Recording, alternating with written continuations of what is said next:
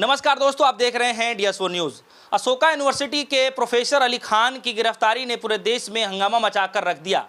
कुछ दिन पहले ही गिरफ्तारी की खबरें आई और अब ये खबर आ रही है कि उनको न्यायिक हिरासत में भेज दिया गया है। इन सबसे अलग हटकर ये खबर आ रही है कि पूरा मसला भी जो है सुप्रीम कोर्ट में अर्जी लगा दी गई है। हालांकि माने जाने अधिवक्ता कपिल सिब्बल ने ये अर्जी लेकर गए हैं और सुप्रीम कोर्ट से गुहार लगाया है कि इनको भी जो है सुनवाई करनी चाहिए, यानी सुप्रीम कोर्ट ने जो है उसमें हामी भर दी है और हो सकता है कि कल इस पर सुनवाई भी हो जाए। लेकिन हमारे साथ इस मसले पर खासा बातचीत करने के लिए सुप्रीम कोर्ट के माने जाने अधिवक्ता मिश्रा साहब जुड़ चुके हैं। कानूनी दांव पेच किस तरीके से इस पर हो सकता है, बचने के कितने चांसेस हैं और अगर सजा उनको मिलती है तो कितनी भारी भरकम सजा मिल सकती है, सब कुछ जानते हैं। सर, सबसे पहले मेरा यही सवाल कि प्रोफेसर अली खान का जो पोस्ट था, जो उन्होंने पोस्ट किया, देखिए उनके जो पोस्ट है एक पॉजिटिव और एक नकारात्मक, दोनों तरीके से आप किसी भी चीज़ को सोच सकते हैं, समझ सकते हैं। हर चीज़ों के दोनों पहलू होते हैं। सवाल यह डिपेंड करता है कि सोचने वाला व्यक्ति किस संबंधित चीज़ों को क्या सोचता है और क्या उस बारे में अपना परसेप्शन तय कर रहा है, अपना विचार किस तरह का बनाता है। उनका जो स्टेटमेंट था प्रेस ब्रीफिंग के बारे में, उन्होंने बोला कि जो आर्मी की प्रेस ब्रीफिंग हुई है खासकर भूमिका सिंह और सोफिया कुरैशी को लेकर के, उन्होंने यह बोला कि ये ज़मीनी हकीकत के रूप में भी बदलना होगा, अन्यथा ये केवल पाखंड मात्र होगा। ये उनके स्टेटमेंट है। इसका अभिप्राय यह हुआ कि जहां सेना में हम हिंदू मुस्लिम एक जगह छोड़ करके और सिर्फ एकजुटता के साथ में हम भारत देश के मूल नागरिक हैं, भारत देश की आत्मरक्षा के लिए, भारत देश की विदेशी सुरक्षा के लिए, भारत देश के विदेशियों के आक्रमण से बचाव के लिए ही यदि है तो इससे अच्छी कोई उदाहरण नहीं बन सकता था। जहां पर लोग, आप लोगों को याद होगा कि उन शब्दों के साथ में लड़ रहे थे कि हिंदू मुस्लिम सिख ईसाई हम सब हैं भाई भाई, इस कॉन्सेप्ट के साथ में लड़ाई लड़ी गई। पर जैसे ही उसके बाद इंटरनेशनल पॉलिसी से हम हट करके, अर्थात बॉर्डर से हम हट करके भारत देश की सीमा के अंदर में आ जाते हैं, आंतरिक मामलों में हम लोग बात करने लगते हैं, तो वहाँ पर दो रूप दिखने की शुरुआत हो जाती है। जहाँ कहीं पर मुस्लिमों के मस्जिदों में बहुत सारे बुलडोज़र चलाए जाते हैं, तो धरातल पर देखेंगे तो कई सारी झुग्गी झोपड़ी वाली जो बस्तियाँ लखनऊ और अकबरपुर जैसी जगह हैं, वहाँ पर बुलडोज़र चला दिए जाते हैं।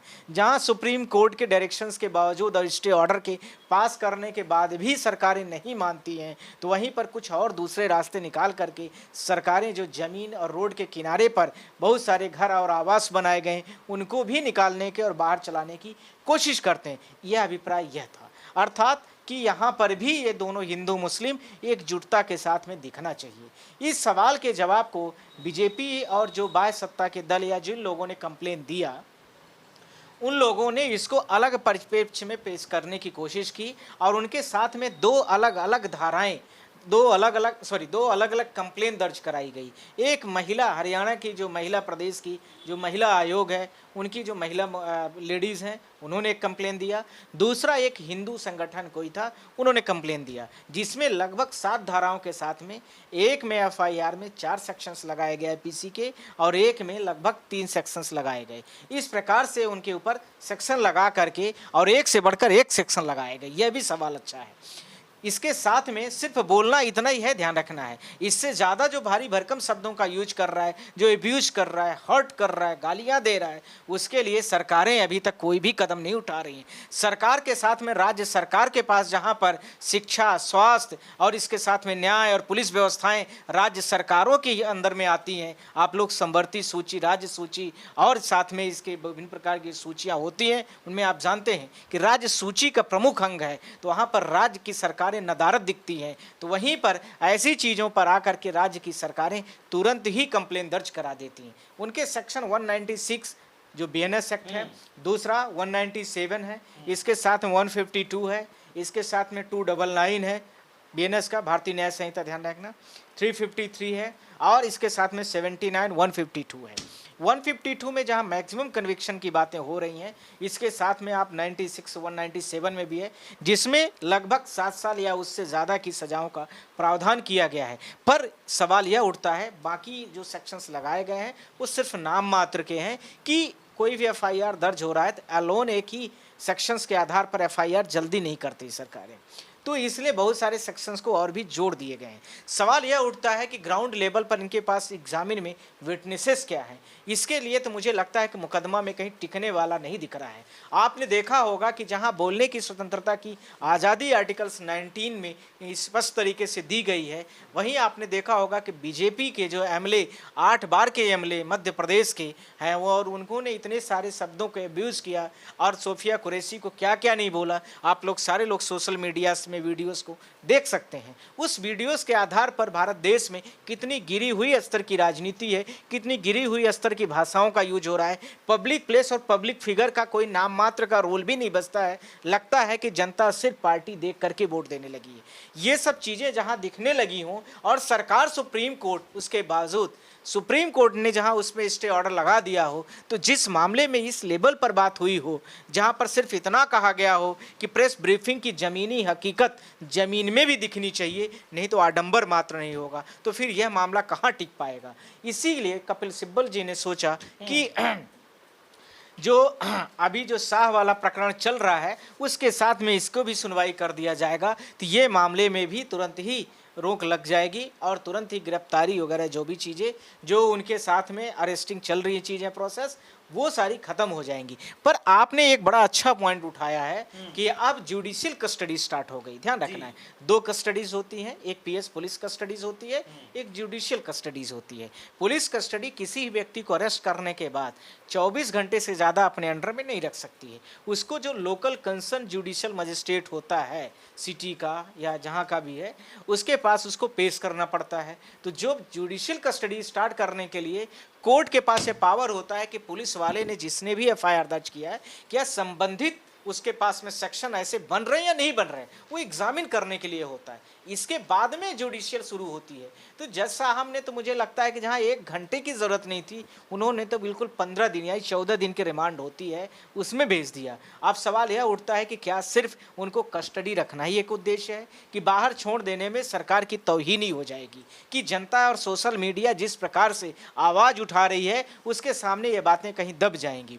इसलिए भी सरकार, मुझे लगता है कि जज साहब ने भी इस चीज़ को थोड़ा सा और आगे बढ़ाने की कोशिश किया है। पर जहां मध्य प्रदेश हाई कोर्ट के जज साहब ने 1 सेकंड में ही निर्णय लिया और बोला कि मेरे सामने ही एफआईआर दर्ज करो, 6 बजे तक में एफआईआर की कॉपी मेरे टेबल पर होनी चाहिए, कल मैं रहूं या न रहूं, यह भी कहते हुए उन्होंने तुरंत ही इसके साथ में एफआईआर भी लॉन्च कराया। और इसी के साथ में एफआईआर में जब अगले दिन कमियां दिखी तो 15 तारीख को उन्होंने सबसे टॉपअप लिस्ट मैटर रखा और सारे attorney general advocate general Madhya Pradesh को पेश किया और बोला एफआईआर में ये कमियां प्रॉपर एफआईआर करिए। तो ये दोनों जगह की न्यायिक प्रणाली में भी आपको अंतर दिखता हुआ नजर आ रहा है। इसलिए मैंने बताने की कोशिश किया है, जहां एक तरफ गंभीर आरोप है तो जहां एक तरफ सतही आरोप है, जहां एक तरफ डेप्थ में हर्ट करने वाली बातें कही गई तो दूसरी तरफ सामाजिक सौहार्द किस तरह से बढ़ाया जा सके उसका उदाहरण पेश करने की कोशिश की गई है। तो जुडिशियल जो चीज़ें हैं यही अंतर होता है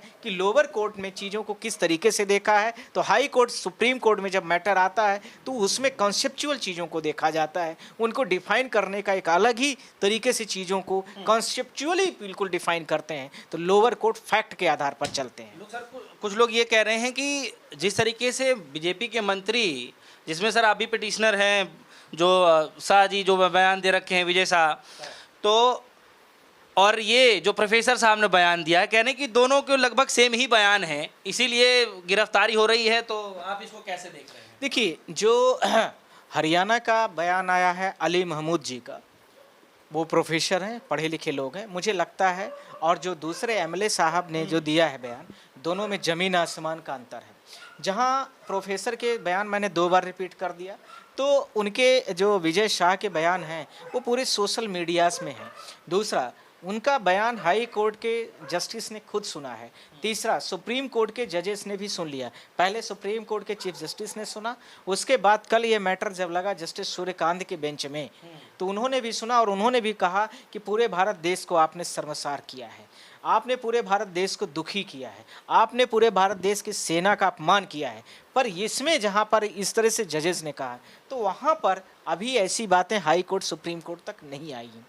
दूसरा, इसके साथ में उस वीडियोस में उन्होंने इस तरह से भी बोला कि सोफिया कुरैशी हम उन्हीं की बहन, मुस्लिमों की बहन को, और बहुत सारे जो सो एंड सो वर्ड को यूज किया गया, जिसको मैं ऑफिशियली मीडिया के सामने नहीं बोल सकता, सब लोगों को पता है। तो वो पूरी तरीके से, और एक बार नहीं 3-4 बार सेम सेंटेंस को रिपीट किया जा रहा है। तो इसके आधार पर आप समझ सकते हैं कि कितने हर्ट की गई है चीज़ें, और वो हैबिचुअल ऑफेंडर हैं, ये भी ध्यान रखना। इसके पहले शिवराज सिंह की वाइफ को भी उन्होंने कुछ उठपटांग 1-2 बार बोला था, इसके पहले उन्होंने और भी लोगों को कुछ बोला था। तो कुछ जो हैबिचुअल जो ऑफेंडर होते हैं वो स्कोर करने के चक्कर में ज़्यादा होते हैं कि यदि मैं इस तरह से बोल दूंगा तो शायद बीजेपी के जो टॉप लिस्ट की पार्टीज के जो बड़े लीडर हैं उनके पास उनकी किस तरीके से उनका स्कोरिंग होगा वो तय हो जाएगा। कितना हेड स्पीच बोलने वाले व्यक्ति को कितने बड़े लेवल पर टिकट मिल जाएगा। शायद हो सकता है कि अभी जो वो ट्राइबल मिनिस्टर थे, तो ट्राइबल मिनिस्टर से या तो केंद्र के बड़े मंत्री का ओहदा मिल जाएगा, तो हो सकता है कि राज्य के मुख्यमंत्री की दावेदारी में आ जाएंगे। इसलिए भी कई बार लोग करते हैं, जो लोग काम सही तरीके से नहीं करते वो सांप्रदायिक तनाव फैलाते हैं, सांप्रदायिकता को और बढ़ावा देते हैं, जिसमें ये जीता जागता बहुत बड़ा उदाहरण है, जिसमें कोर्ट ने कॉग्निजेंस तो ले लिया, पर ये देखने की ज़रूरत है कि बीजेपी की जो स्टेट पार्टी है उसने क्या लिया है। कोई भी एक एफआईआर कराया हो, कोई भी उन्होंने अरेस्टिंग कराने के लिए कोई नोटिस इशूज किया हो, इवन उसके खिलाफ में हाई कोर्ट के ऑर्डर के खिलाफ में वो सुप्रीम कोर्ट दिन पर दिन पूरे सारे देश के वकीलों के साथ में खड़े हैं, पूरे जमावते के साथ में खड़े हैं, अर्थात वो अपने नेता के पूरे बचाव में खड़े हैं कि जो हमारे नेता ने कहा है उसको कैसे उन्होंने सेटिस्फाइड किया जाए। हाँ सर, प्रोफेसर साहब की तो इस मसले पे गिरफ्तारी हो गई है, मंत्री जी तो बाहर हैं। इस भारत देश में वर्तमान में जो व्यवस्थाएं चल रही है, जो कि अभी आप लोगों के सामने जो कमेंट आया था प्रोफेसर का, वो धरातल में भी दिखना चाहिए। इस चीज़ का जवाब यही है, और मुझे लगता है कि इसका जीता जागता उदाहरण के तौर पर यदि कोई कहे कि 2 लाइव वीडियो चलाई जा रही हैं, एक में पूरी तरीके से गालियां दी जा रही हैं, तो दूसरे में आपने देखा होगा कि दूसरे में वह वीडियो जो है, दूसरे में सॉफ्ट तरीके से उस बात को रखी जा रही है। तो एक जो गाली गलौज कर रहा है उस व्यक्ति को, कंसर्न व्यक्ति को सीधा एफआईआर करके, 2-2 एफआईआर करके, संगीन अपराध लगा करके, राजद्रोह लगा करके, देशद्रोह के मुकदमे जैसे धाराओं को लगा करके उसको अंदर कर लिया जाता है। तो वहीं दूसरे वाला जो सब कुछ कह रहा है उसको नहीं लिया जाता है। यही धरातल में दिखने वाली बात थी, जिसका उदाहरण उन्होंने प्रोफेसर साहब ने दिया था। क्या मुस्लिम होने की जो है कीमत चुका रहे हैं? मुस्लिम बस तो नहीं कह सकता, पर यह जरूर कह सकता हूं कि वर्तमान में जो बीजेपी पार्टी के साथ में नहीं है वो सब लोग इसमें आते हैं। एक आखिरी सवाल है मेरा, मैं ये जानना चाहता हूं कि जो प्रोफेसर साहब हैं जिन्होंने बयान दिया है, जो पोस्ट लिखा है, उस पर पहली बात तो सफाई दे रहे हैं कि जो है मेरे बातों का अलग मतलब निकाला गया। बहरहाल इसको थोड़ा दूसरे तरीके से देखें तो मैं ये जानकारी लेना चाहता हूँ कि कितने साल की उनको ज़्यादा से ज़्यादा सज़ा हो सकती है, या ऐसा भी है कि सज़ा हो भी सकती है या नहीं भी हो सकती, इस पर क्या हो सकता है? मैं आपको अभी बता दे रहा हूँ 2 टूक शब्दों का जो जवाब है। जो अभी विजय शाह का जजमेंट आया है उसी कोर्ट में मैटर की सुनवाई लगेगी, टैग्ड होगा मैटर, और इस मैटर में भी खात्मा लग जाएगा। इसमें ऐसा कुछ है नहीं। जुडिशियल कस्टडी स्टार्ट हो गई है, वो एक प्रोसेस है लंबा करने के लिए। ये एक तरीका था गवर्नमेंट का कि इसको जल्दी फर्दर किया जाए, नहीं तो पुलिस का रिमांड जो लिया गया था वो तो यहाँ पर मैटर आ ही गया था। तो इस तरीके से आप क्वेश्चन करना पड़ेगा उनको जुडिशियल कस्टडीज़ का। तो ये दोनों एस्पेक्ट आ गए, ये मैटर टिकने वाला नहीं है।